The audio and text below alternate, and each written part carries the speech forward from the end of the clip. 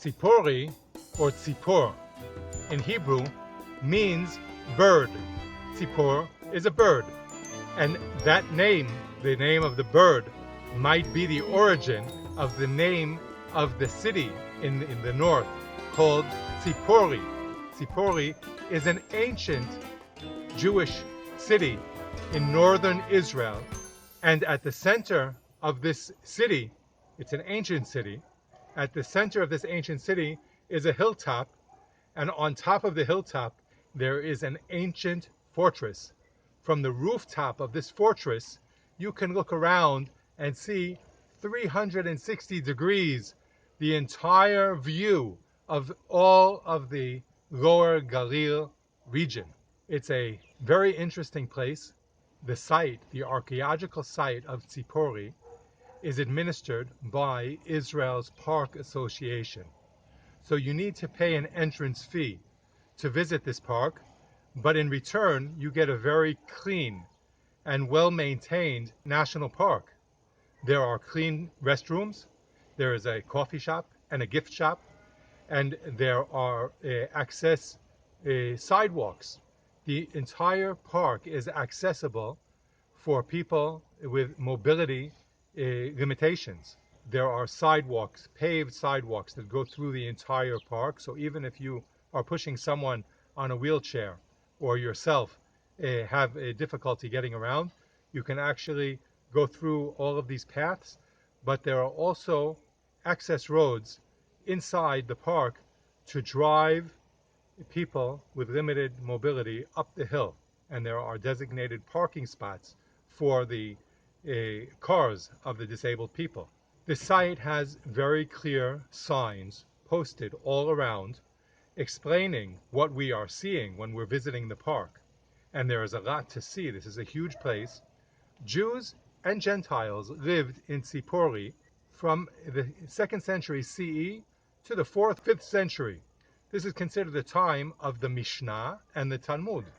And actually, the rabbis of Israel, the Amoraim, the rabbis of the Mishnah and the Talmud, at a period of time actually lived here.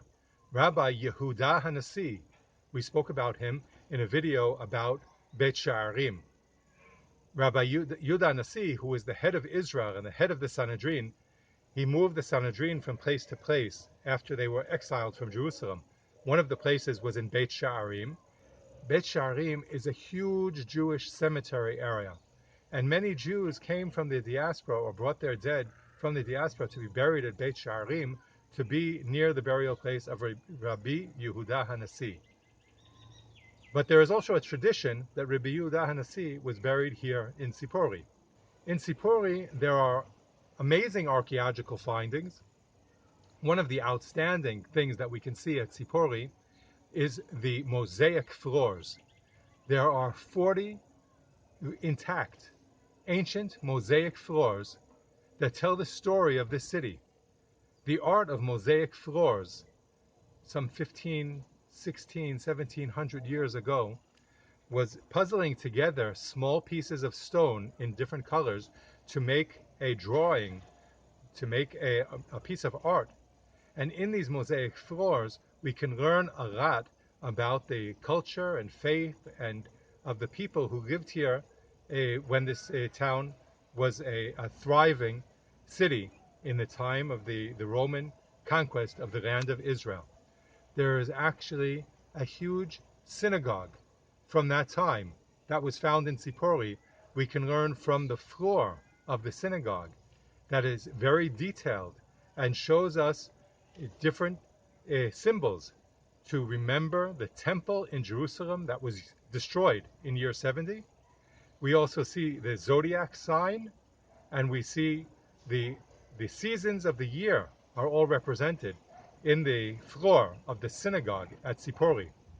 So if anyone asked you, what can we learn from the floor? Here in Tzipori, we can learn a lot from looking down at the floor. In all, I highly recommend visiting Tzipori. I would be glad to take you there when you're here in Israel. Let me know.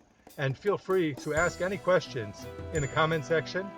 And if you're enjoying the video, subscribe, share it with your friends, and stay in touch because I'll be posting more virtual tours of Israel. Shalom.